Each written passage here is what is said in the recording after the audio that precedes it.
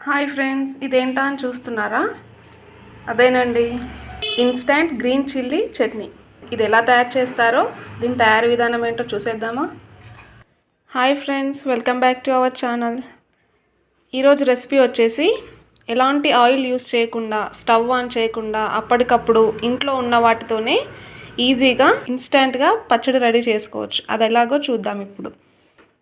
ముందుగా మనకు కావాల్సిన ఇంగ్రీడియంట్స్ వచ్చేసి onions, garlic, green chillies, curry leaves, jeera, rock salt.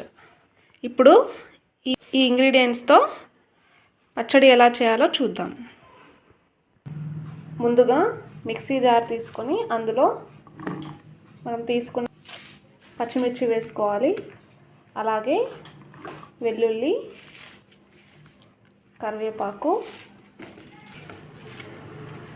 జీలకర్ర, టేస్ట్కి సరిపడినంత సాల్ట్. వీటన్నింటిని ఇప్పుడు కచ్చాపచ్చాగా గ్రైండ్ చేసుకుందాం. చూసారు కదా, ఇలా కచ్చాపచ్చాగా గ్రైండ్ చేసుకోవాలి. ఇప్పుడు ఫైనల్గా ఆనియన్స్ని కూడా యాడ్ చేసుకొని గ్రైండ్ చేసుకోవాలి. ఇప్పుడు వీటిని గ్రైండ్ చేసుకుందాం. అంతేనండి, సింపుల్. కచ్చాపచ్చాగా ఆనియన్స్ యాడ్ చేసాక గ్రైండ్ చేసుకున్నాం కదా. ఇక ఇన్స్టంట్ పచ్చడి అనేది రెడీ అయిపోయింది. ఇది డిఫరెంట్గా, దీంట్లో మనము స్పైసీగా ఉన్న చిల్లీస్ని కాకుండా స్పైసీనెస్ తక్కువగా ఉన్న చిల్లీస్ని తీసుకుంటే ఇంకా చాలా బాగుంటుంది. దీన్ని సర్వింగ్ బౌల్లోకి సర్వ్ చేసుకున్నాను. కారం తక్కువగా ఉన్న మిర్చి తీసుకుంటే చాలా బాగుంటుంది. వేడివేడి అన్నంలోకి కానీ, జొన్న రొట్టెలోకి కానీ ఆయిల్ యాడ్ చేసుకొని తింటే చాలా బాగుంటుంది.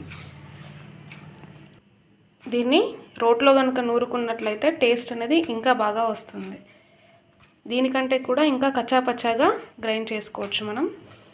Okay friends, if you like this video, please like, share, comment and subscribe our channel. Thank you.